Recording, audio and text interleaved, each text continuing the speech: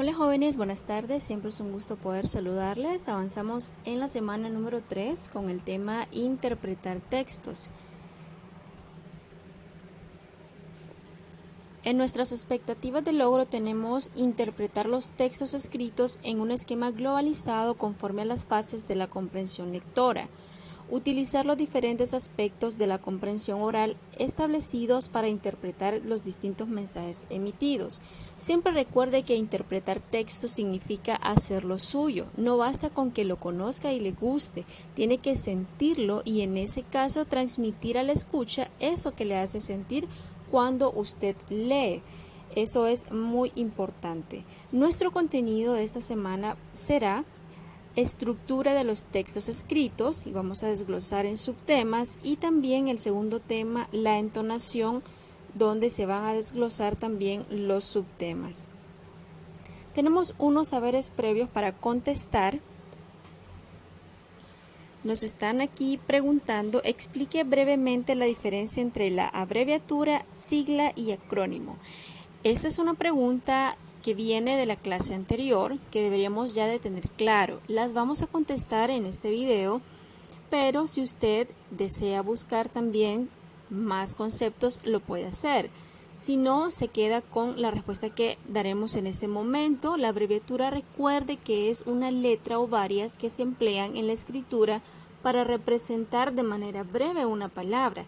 Por ejemplo, queremos abreviar teléfono, lo hacemos colocando tel, punto, ¿verdad? Ahí lo abreviamos, acortamos lo que es la palabra.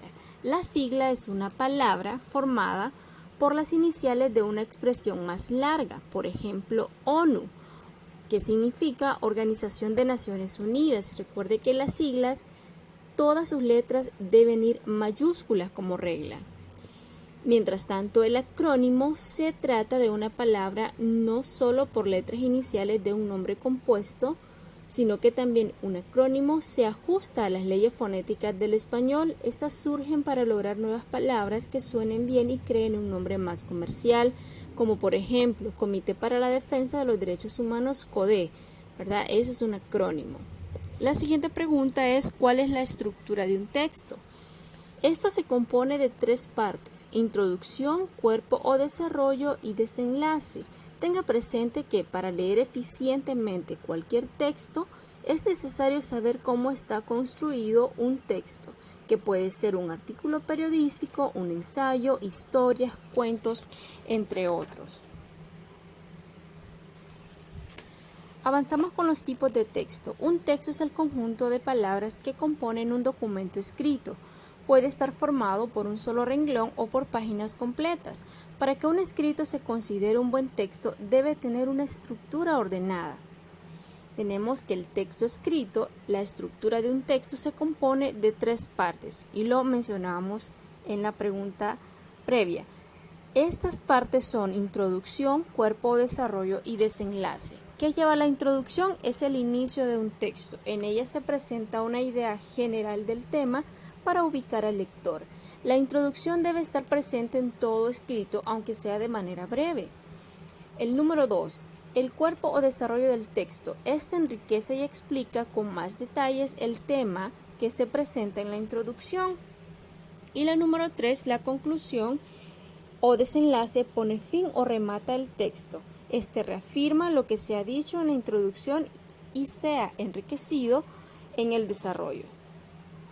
Y tenemos en una tabla lo que es una muestra o un ejemplo de cómo va a ir redactado el inicio, cómo va a ir redactado un desarrollo y cómo va a ir redactado un final. Ese es un ejemplo para que lo puedan analizar en su casa y lo puedan leer en su casa.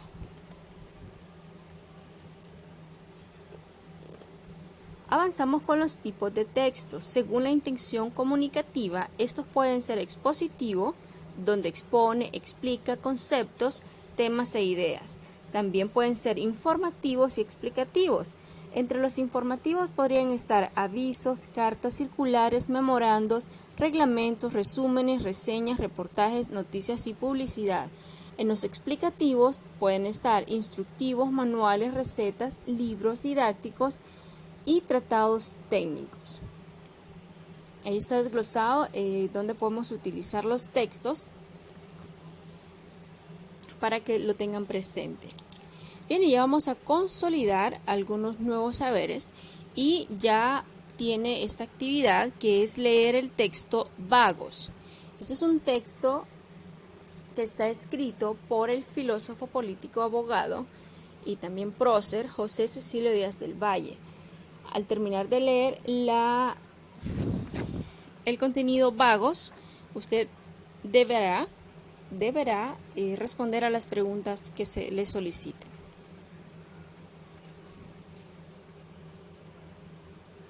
Avanzamos con el tema de la entonación. La entonación es la variación de la altura tonal de la voz con que se pronuncia un enunciado. Es la modulación de la voz en la secuencia de sonido del habla que puede reflejar diferencias de sentido, de intención, de emoción y de origen del hablante. Y tenemos una pequeña estructura de lo que es la entonación, donde dice que debe tener intensidad, que es la fuerza con que se produce el sonido, debe tener tono, que es la altura o elevación de la voz. El timbre es una cualidad propia de cada sonido. La duración es la longitud relativa que demora un sonido. La articulación es la correcta pronunciación de las palabras y el vocabulario es un conjunto de palabras de un idioma. Todo eso encierra lo que es la entonación y debemos ponerla en práctica. Con los signos de puntuación, estos nos ayudan a comprender mejor un texto y así reproducir correctamente la entonación oral. Tenemos los siguientes signos de puntuación por aprender y que van a ser utilizados para la creación de textos. Esta dice que le da mayor sentido: el punto, la coma, el punto y coma, los dos puntos, los puntos suspensivos, las comillas, los signos de interrogación, los signos de admiración, los paréntesis, la raya o pleca y el guión. Vamos a ver cada una de ellas. ¿A qué se refiere el punto? Ese señala una pausa al final de la oración. Y vamos a tener algunos conceptos y ejemplos, como punto y seguido al terminar una frase con sentido completo. Por ejemplo, ha llegado mi hermano de San Pedro Sula, colocó el punto. También como punto y aparte para cerrar la última oración de un párrafo. Ejemplo, y esta es la conclusión a la que hemos llegado, y colocamos el punto. La coma. La coma indica una pausa breve en la oración. Y mire que nos ayuda para separar las partes de una enumeración o serie. Ejemplo, trajo periódicos, revistas y seminarios culturales. Y colocamos punto. También nos ayuda a separar el vocativo, o sea, llamar a alguien, de las frases: Carla, dame esa pelota. Ahí está el ejemplo. No se preocupe, señor González. También nos sirve para separar las frases explicativas que se intercalan en una oración. Mi tía, que es amante de los animales, tiene un chihuahua. Está observando que están colocando comas en dos ocasiones. También nos sirve cuando se produce una inversión en el orden natural de las oraciones. Por culpa de la lluvia, no salimos. Ahí colocamos la coma.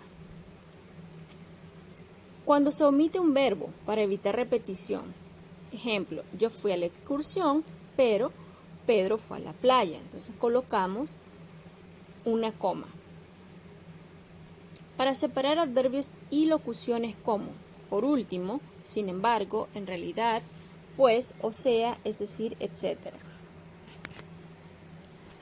El punto y coma indica una pausa mayor que la de la coma, pero menor que la señalada por el punto. Para separar frases largas relacionadas entre sí, excepción cuando van enlazadas en la conjunción y entonces se emplea la coma. Por ejemplo, en cuanto llegó al trabajo, encendió las luces y conectó el aire acondicionado. Colocamos el punto y coma. Revisó su agenda del día, punto y coma. Comprobó entonces que era domingo. Entonces ahí están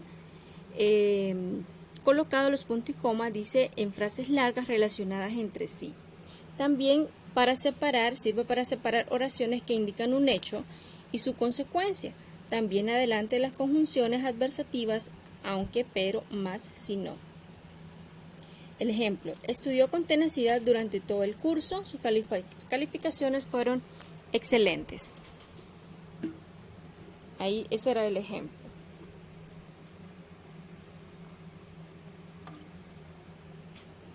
Avanzamos con los 2 puntos.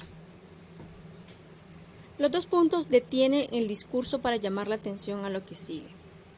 Ahí tenemos algunas situaciones. Antes de una enumeración, esto es lo que compró: azúcar, chocolate, café y vino.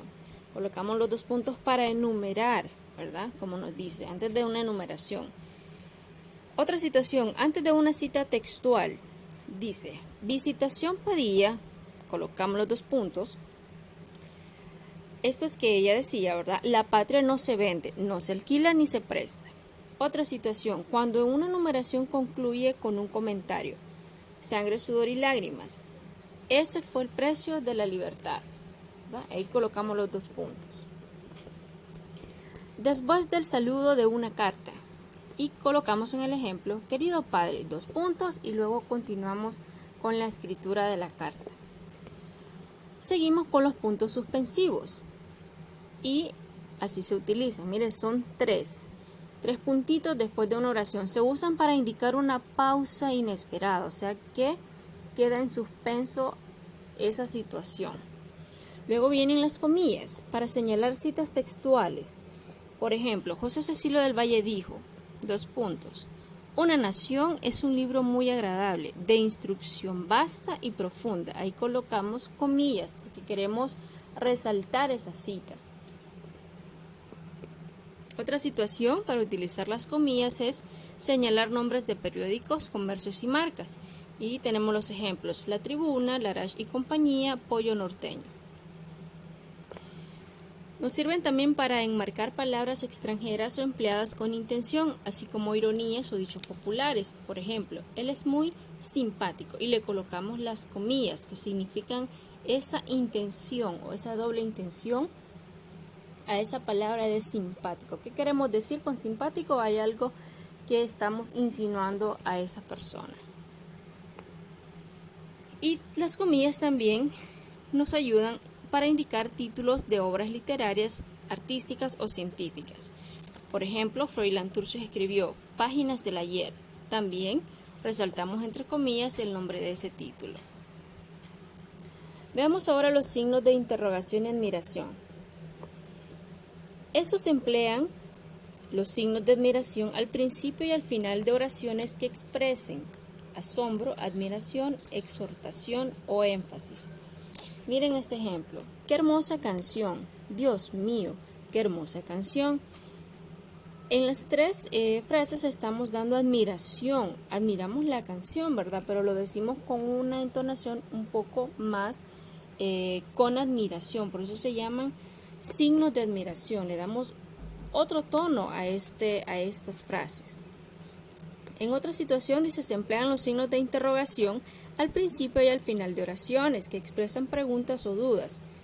Aquí tenemos los ejemplos. ¿Cómo te llamas? Esa es una pregunta. Quizá haga buen día, ¿verdad? Ahí hacemos el comentario y luego introducimos la pregunta, por lo cual debe llevar signos de interrogación. Veamos que no se emplean los signos de interrogación cuando la pregunta es indirecta. Por ejemplo, quisiera saber cómo se las arreglará. Aunque pareciera pregunta, esta dice que es indirecta, por tanto no lo va a colocar los signos de interrogación porque es una pregunta indirecta. Se emplea signo de interrogación al principio y de admiración al final o viceversa, cuando la oración contiene ambos matices. O sea que en el ejemplo dice: podría estarme algo así, entre pregunta y admiración. ¿Te irás por eso? ¿Te irías por eso? Es una pregunta, pero también con una admiración, y por eso colocamos ambos signos. Tenemos los paréntesis, que son signos que encierran comentarios aclaratorios o incidentales en una oración. ¿En qué situaciones? Para intercalar o aportar información como las fechas, páginas y capítulos de un libro, lugares, etc. Y aquí tenemos un ejemplo. La escritora Ida Castañeda nació en Gracias. Aclaramos que entre paréntesis vamos a colocar Lempira para que el lector tenga una comprensión un poquito más amplia. Otra situación, para intercambiar frases aclaratorias. Es posible, si reúno cierta información, que realice el trabajo. Eso significa que en el paréntesis estoy colocando una advertencia, o sea que si reúno cierta información voy a realizar el trabajo, si no, no, ¿verdad? Entonces está haciendo una advertencia. Entonces, el paréntesis lo utilizamos en esta situación. Avanzamos con el guión. El guión se emplea para separar las sílabas de una palabra al final del renglón. ¿Cómo así? Cuando hay que dividir la palabra al cambiar de renglón.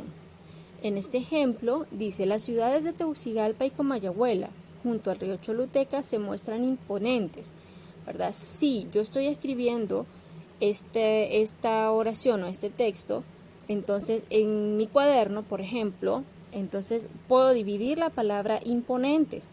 Coloco im y m, entonces no me cabe en el renglón, tengo que dividir la palabra, tengo que seguir al siguiente renglón, coloco un guión y en el siguiente renglón coloco ponentes. Entonces ahí me permite lo que es esta regla del guión, terminar esa palabra en el siguiente renglón, ¿verdad? O incluso si termina mi página lo puedo colocar el guión y si termino la página voy a la siguiente página también a terminar de colocar lo que es la palabra, pero normalmente es que se colocan cuando se divide la palabra, ¿verdad? Al cambiar de renglón dice más que todo la regla, entonces hay que tener pues eso presente, ¿verdad?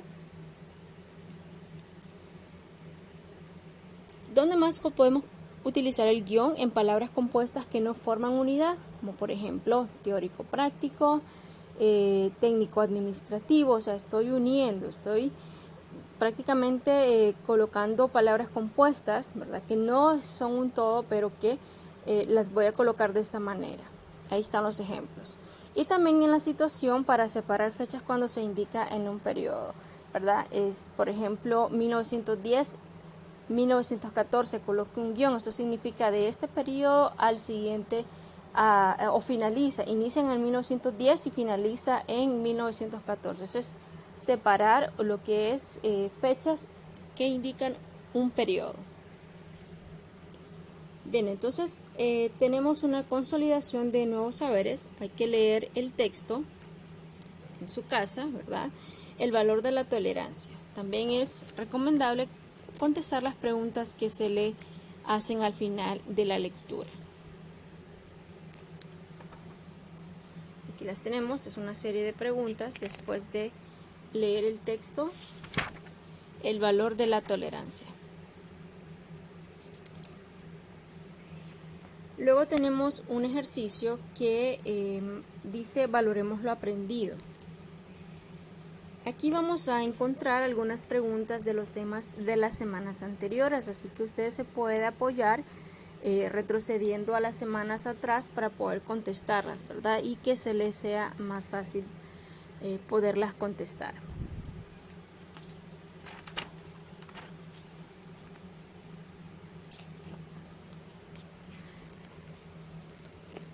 Bien, avanzamos con un nuevo texto, también lo leeremos en casa, se llama Lo Esencial. Este es un nuevo texto también que usted al finalizar de leer el mismo deberá contestar las preguntas que se le solicitan. Aquí lo tenemos. Bien, recuerde interpretar, recuerde identificar lo que ha aprendido. Ok, en la página 59 terminan lo que son las preguntas y ahora tenemos lo que es el detalle para poder ganar los 20 puntos de la semana número 3. Aquí les he desglosado un poquito lo que es el trabajo en la casa. Les voy a pedir para ganar 15 puntos, que de la página número 45 va a ser una investigación sobre textos según su intención. Deberá hacerlo a mano tipo informe, preferible en páginas bond o en cuaderno de dibujo. Escoja su tema. Les puse aquí un ejemplo, si fuera el caso de Nidia. Inciso A, escojo el tema, yo elegí las cartas. Inciso B, investigo sobre la carta, ¿verdad? Debo investigar cómo se estructura, qué es la carta, etcétera, etcétera.